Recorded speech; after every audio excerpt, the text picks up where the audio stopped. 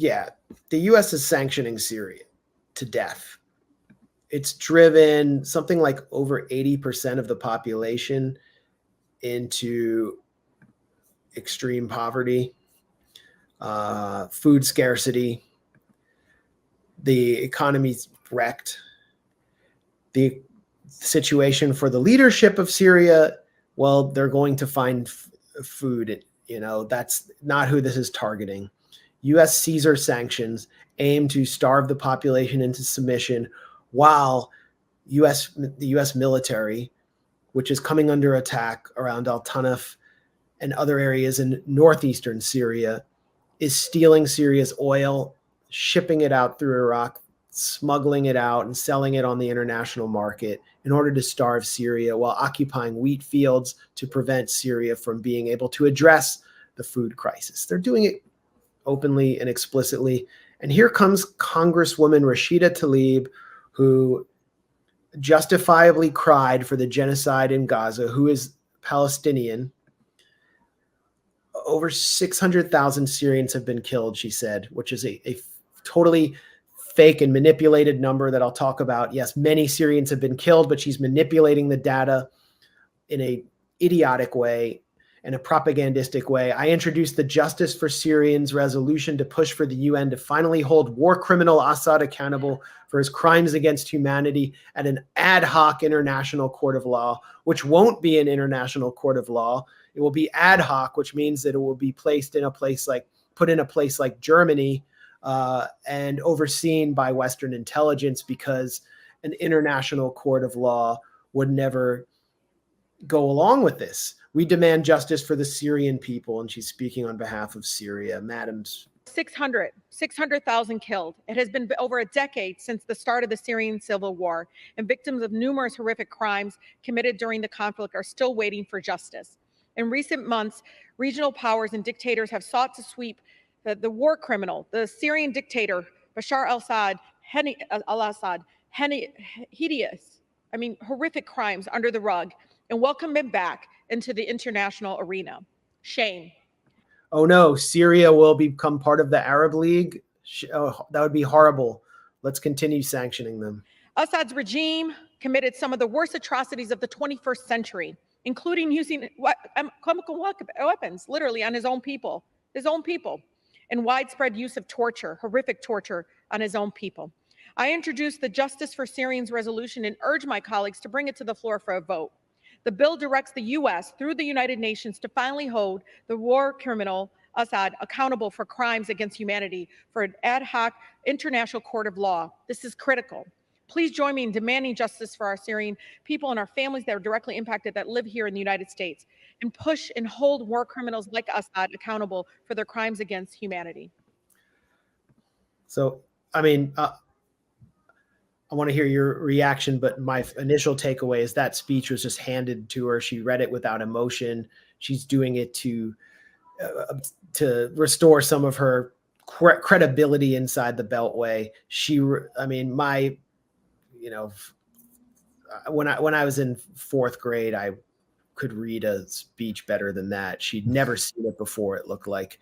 And the emotion she tried to feign when referencing chemical attacks was not even there. So it's just amazing. The Syria dirty war is, to me, the most censored U.S. war I've ever seen. You just cannot acknowledge the basic facts that this is the most expensive covert war in the CIA's history. $1 out of every $15 in the CIA's budget went to funneling weapons to sectarian death squads in Syria. And that led to a massive war where, yes, Syria and its allies responded.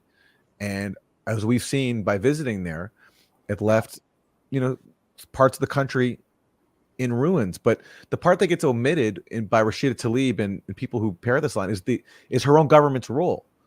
So she talks about justice for Syrians. What about justice for Syrians who are victimized by death squads funded by our government, and that are still victimized by the Israeli government when it bombs Syria regularly in joint strikes with the U.S., which is, for a Palestinian, I know that the issue of Syria really divided people on the left and inside the Palestinian community. There are plenty of grievances people have with the government there, and there's no doubt people have suffered under it. But how can you go and join forces with Israel to terrorize the country, which is what Rashida Tlaib is doing? The same people are committing. She's siding with the people who are genociding her people. And she, in the process, she repeats the typical Iraq WMD level lies that Syria used chemical weapons, which are just, it's a classic case of atrocity propaganda to justify U.S.-backed atrocities. Same as what happened in Iraq. All the evidence that we have of these allegations of chemical weapons by Syria shows that these were either carried out in attacks by insurgents, or in the case of Duma in 2018, that was staged, that there actually wasn't a chemical attack there. And there's so much evidence to support this. It's completely whitewashed and ignored by the U.S. media, but it's all there. We've documented it. Nobody refutes us because they can't. It's all based there in leaks, especially from the OPCW, the top chemical watchdog, which investigated all this. So it's amazing to me that somebody who is Palestinian and she seems genuinely committed to her people's cause can side with the very same neocons who are trying to exterminate her people. It just doesn't make any sense. And by the way, isn't there an Israeli Max? I believe I read this in something you wrote a while ago. Isn't Israel deeply actually implicated in this whole chemical weapons scam to begin with? Wasn't this kind of their idea to basically accuse Assad of chemical attacks, and that could be a way to justify intervention? Do I have that? I wrote about it back in like 2011 or 2012. The red line, their idea was Israeli intelligence was lobbying for a red line for a long time before it even entered the kind of U.S. zeitgeist. And they were putting forward, if you remember early on in October, these leaked phone conversations that would supposedly feature two Hamas operatives saying, Yanni, there are rockets under the hospital, and they're speaking in a Lebanese accent. It's totally fake. They dropped some recording with like Maher Assad, Bashar's brother, supposedly instructing a tank division under his command to fire the chemical weapons. That was Israeli intelligence, and it was just as bogus. So yes, and then you have the Caesar deception. The Caesar sanctions are based on a gigantic deception. A guy in a blue North Face parka where his face was covered was brought to Washington. They said he was a military photographer for the Syrian quote unquote regime, and that he had smuggled all these photos out showing all of these dead, people brutally tortured by Assad's thugs. In reality, he was smuggled out through a CIA and Qatari intelligence operation. Qatar paid for all of the photographs to be supposedly vetted and transferred. And the photos didn't actually show what they claimed. Half of the photos, according to even Human Rights Watch, showed people who'd been killed often in car accidents or by the Western and Gulf-funded death squads. Yeah. They also showed many people killed in combat, and these photos were all put up around Congress, and the guy was brought in this blue jumpsuit where you couldn't see his face to testify. His translator was Muaz Mustafa, who is the U.S. intelligence asset, the Syrian Western intelligence asset, who brought John McCain on his notorious illegal trip to Syria. And then they passed this bill sanctioning Syria, which they've just extended to something like 2035, thanks to Rashida Tlaib, which will undoubtedly kill and starve hundreds of thousands of Syrians and prevent rebuilding, including in areas where people don't even support the government, but are under the Syrian government, the internationally recognized Syrian government's control. So Rashida Tlaib, while she's failed to actually save any Palestinians despite her best efforts, and we can give her credit for those efforts, has actually successfully managed to sign away the lives of untold numbers of Syrians and Palestinians who are living in Syria, which has treated Palestinian refugees better than, for example, the official government of Lebanon.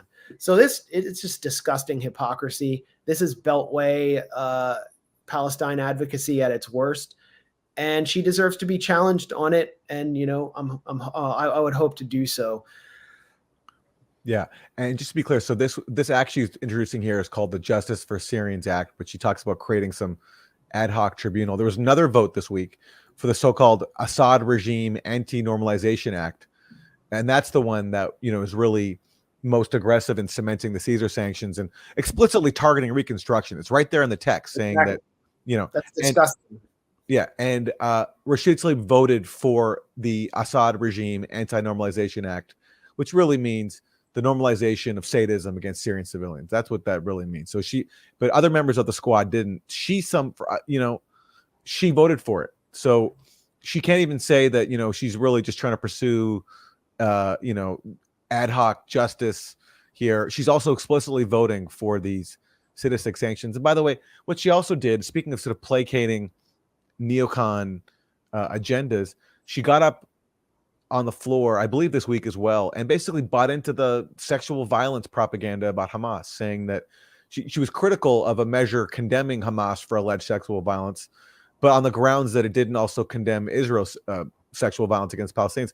But she basically accepted the premise that in the first place that Hamas is guilty of sexual violence, when, as we've shown, all the claims that have been adduced so far to support that are unsupported and are contradicted by the available facts. And she could have just, if she didn't want to challenge it because it's too sensitive, fair enough. But instead, she actually accepted the premise that the allegation is true, even when it's not. So that was another example of. The same thing happened with Ilhan Omar. She opposed a resolution recognizing Israel as an exclusively Jewish state. And then she was lobbied by the Israel lobby, by one of its top tools in Congress, Josh Gottheimer, Democrat from New Jersey. He took personal credit for this, and she removed her opposition. So, I mean, even the most supposedly hardcore members of the squad can be gotten at, and they've been gotten at. So it's just a black pill moment for the whole Democratic Party right now. And I feel, honestly, I feel bad criticizing her because she is under constant attack by the worst people in the world. And I know it's hard to be a Palestinian-American member of the House. Like, she's under a lot of different, I have genuine empathy for her and appreciation of her tough position. But I'm sorry, certain things are just we can't see an action like this when you're voting for sadistic sanctions on suffering people, and we can't let that slide. That has to be called out, especially, by the way, if it's serving the very same neocons and Israeli government that are genociding her people. I mean, that just has to be opposed.